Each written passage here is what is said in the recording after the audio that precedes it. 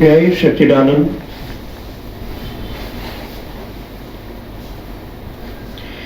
देव मूर्ति में भूमध्य में जो तीसरा नेत्र दर्शाया जाता है वो इसी लोचन का प्रतीक है। केंद्र में होने के कारण वो जगत के दोनों पहलू को समान रूप से निहार सकता है। इतनी बड़ी बात बताई गई है। केंद्र में होने से कारण वह जगत के दोनों पहलुओं को समान रूप से निहार सकते हैं। हमारे ईडा और पिंगला ये दो नेत्र हैं और सांस भी वहीं टच होती है। तो तीसरा ब्रह्म नाड़ी सुषुम्ना खुलती है तो बैलेंस हो जाते, न राग न द्वेष न सगुण न निर्गुण, कुछ नहीं, सीधे प्रकाश की निधि यहाँ टच करेगी। दोनों नेत्र समान है, विचारधारा भी समान होने से ज्ञान चक्षु खुलते हैं, बिल्कुल निर्दोष भाव बच्चे जैसा, तभी ये ओपन होता है। तो परमानेंट करना पड़ता है। एक बार कई सालों से बंद है, एकदम नहीं खुलेगा। धीरे धीरे प्रयत्न करने से कैसा ज्ञान युक्त, ज्ञान से ही देखना, तत्व से ही देखना है।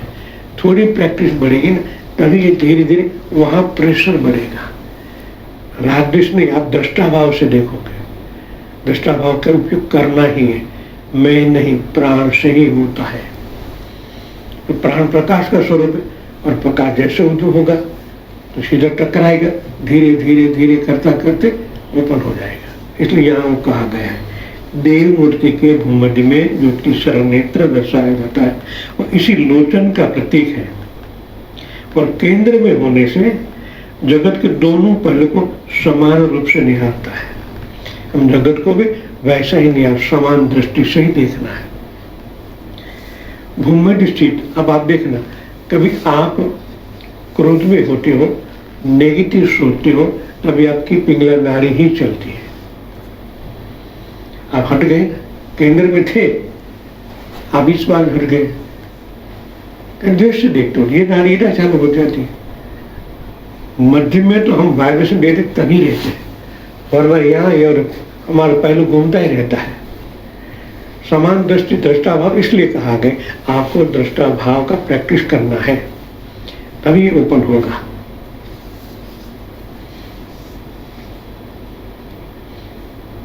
भूमध्य स्थित आज्ञा चक्र पर यह नेत्र विद्यमान है।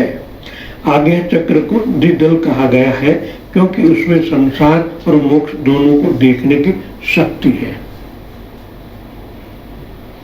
जैसे सूर्य द्वारा हमारा बाह्य जगत प्रकाशित हो उठता है, वैसे ही आत्मा के आंतरिक प्रकाश से समग्र जीवन जगमगा उठता है। जब आत्म तत्व प्रकट होता है, प्रकाश प्रकट होता है, हमारा आंतर जगत भी प्रकाश से जगमगा जाता है। मन बुद्धि चित्त और अहंकार प्रकट कहाँ होता है? हमारे हृदय स्थान में, जहाँ हमारा मन है, बुद्धि है, प्रज्ञा है और चित्त अहंकार से है। बुद्धि प्रज्ञा मैंने दोनों कहा इसलिए कि पहले बुद्धि है, इनके बाद जब प्रकाश अवतरित होता है वो प्रज्ञा हो जाता है, विशाल बन जाता है। इससे जीवन की गति और ध्येय का दर्शन होता है। बुद्धि का प्रकाश जो कि जन्म से मृत्यु तक की सीमा में ही देख सकता है, उनका यहाँ भेदन हो जाता है और जीवन का अखंड दर्शन होता है। ये दर्शन बाह्य जगत को भी अमृत से भर देता है। ये दर्शन बाह्य जगत को भी अमृत से भर देता है। अमृत माना आपकी आंखों से जब प्राण जाता है, वो जीवनी शक्ति जहां भी जाता है अमृत बन जाता है। अमृत का मतलब जीवनता। अमृत वर्षाले प्रगाढ़ सतत जीवनता ज મળે परस के पेલું पारस्वरी जो जब परमात्मा प्राण स्वरूप जहां भी प्रदर्शित होते हैं, जहां भी ठहरते, वहां प्रकाश ही प्रकाश फैलता है, इसलिए अमृत कहा गया। ये दर्शन जब प्राण से देखते हो, बाह्य जगत को भी अमृत से भर देता है। एक प्रकार की बड़ी सेवा होती है, हमें तो लाभ मिलता ही।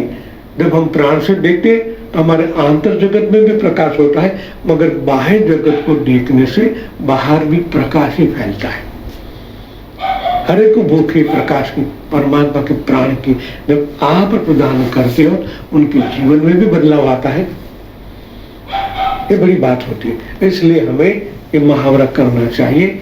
हम देखिए आंख माध्यम ही है, प्राण है तो आंख द्वारा मैं देख पाता हूं, इंद्रिय है हमारी। जब प्राण है अंदर तभी तो इंद्रिय देख सकती, आंख वाली, कान वाले सुन सकती, जीवा बोल सकती। जब प्राण है तो मान लो हम अनुभव करते फिर भी मानती नहीं। मान लो ईश्वर है हमारे अंदर बैठे तभी तो प्राण सक्रिय है। मूल तत्व सक्रिय होने से प्राण सक्रिय होता है और प्राण से पूरी सृष्टि आपके द्वारा ही इस सृष्टि में संचार होने लगता है। आपका एक स्पंदन इस इथर में जाने से तुरंत स्पंदन होने लगते हैं, नेगेटिव या पॉजिटिव, कोई भी आप विचार, ऐसा होता ही है। तो प्राण से देखने से परमात्मा ही देखते हैं। जब परमात्मा और प्राण स्वरूप देखता है तो प्रकाश ही प्रकाश फैलता है। कितनी बड़ी बात होती है, ये हमें करना ही है।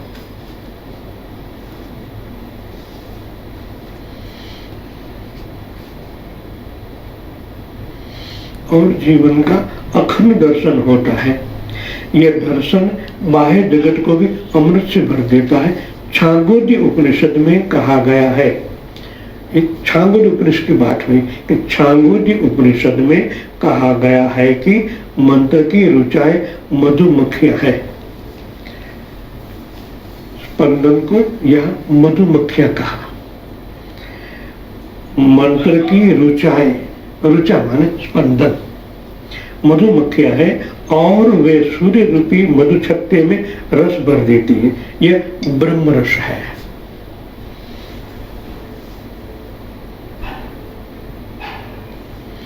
वाज अर्थात जो अन्न प्रदान करता है वह। वाजासन का अर्थ है सूर्य भी होता है।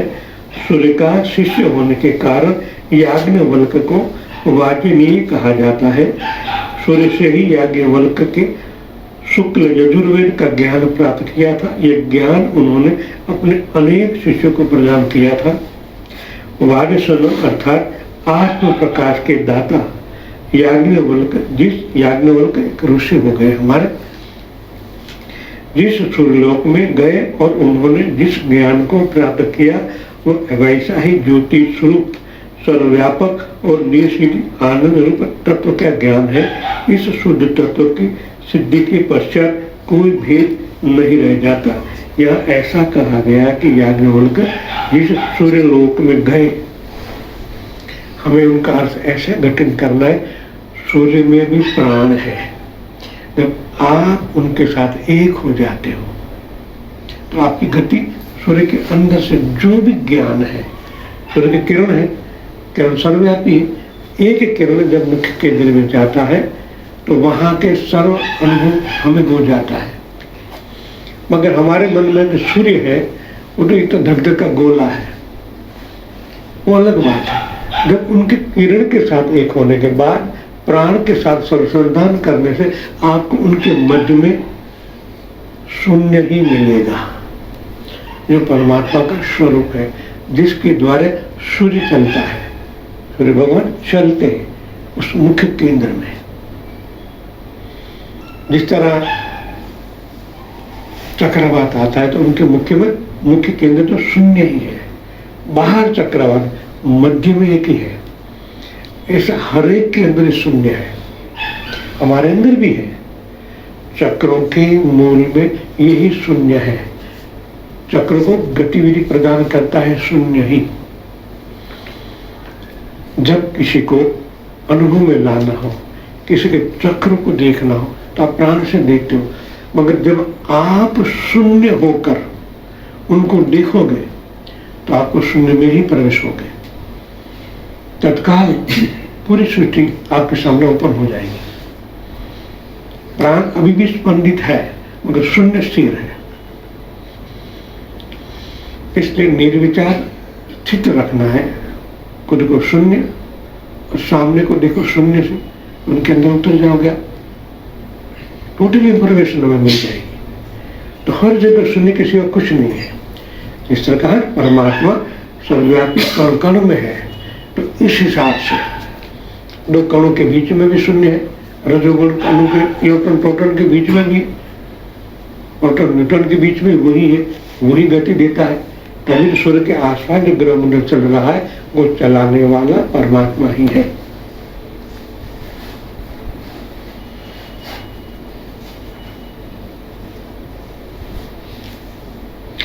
महाप्रलय के समय भगवान ने शुंगधारी मत्स्यावतार का रूप धारण किया था, इसलिए उनको श्रृंगी कहा गया है।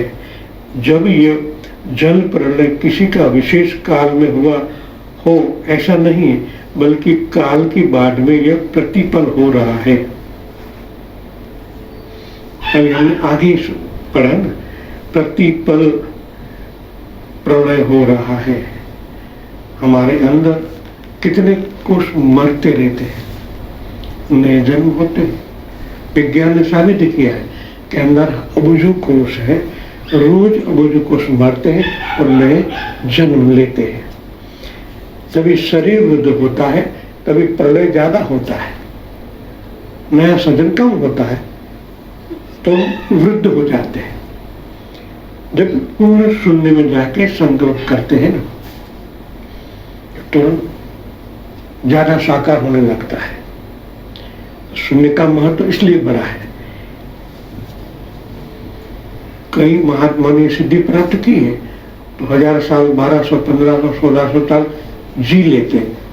हम 100 साल में जी एन होता है, मगर उनका नहीं होता, क्योंकि उन शून्य में रह जाने के बाद वहां संकल्प करते हैं। हमारे दो अणु के बीच में जो शून्य है, वहां जाने के संकल्प करके तुरंत स्पंदन चालू हो जाएंगे वो परमात्मा के। वो जहां जाएंगे चेतन ही मिलेगा, सर्जन ही मिलेगा, मतलब नहीं है।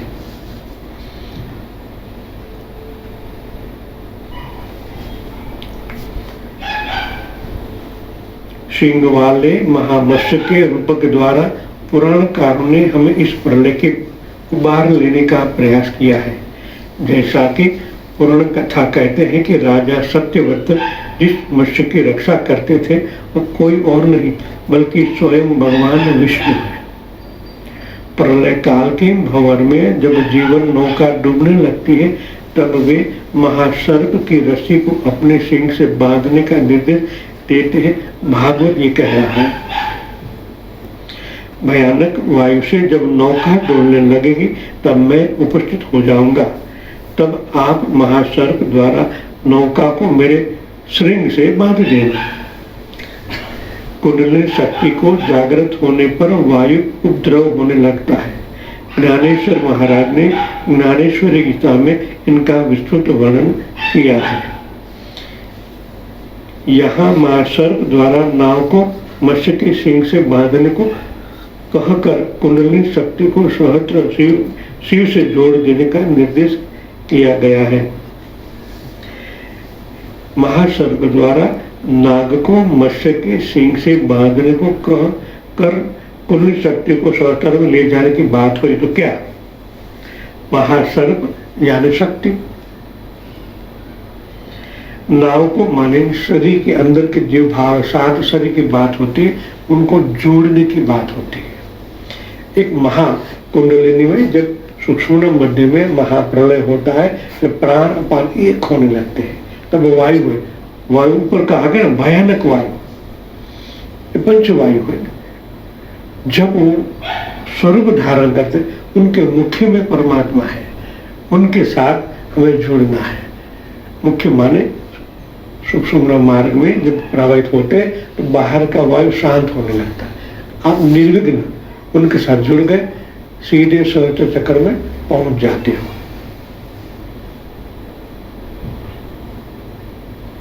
महाकाल के प्रहर से बचने का मनुष्य के लिए यही एकमात्र उपाय है।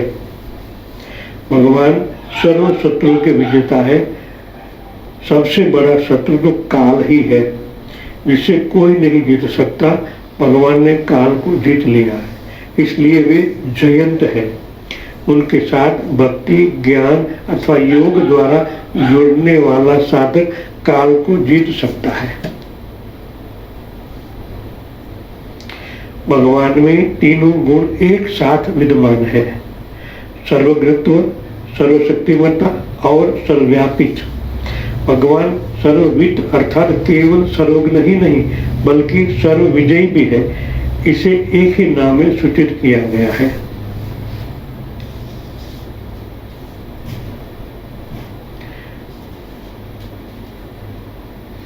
इसे पर बिंदु कहा जाता है। वैष्णव परंपरा में इसे विशुद्ध तत्व और महाविष्णु की कहा जाता है।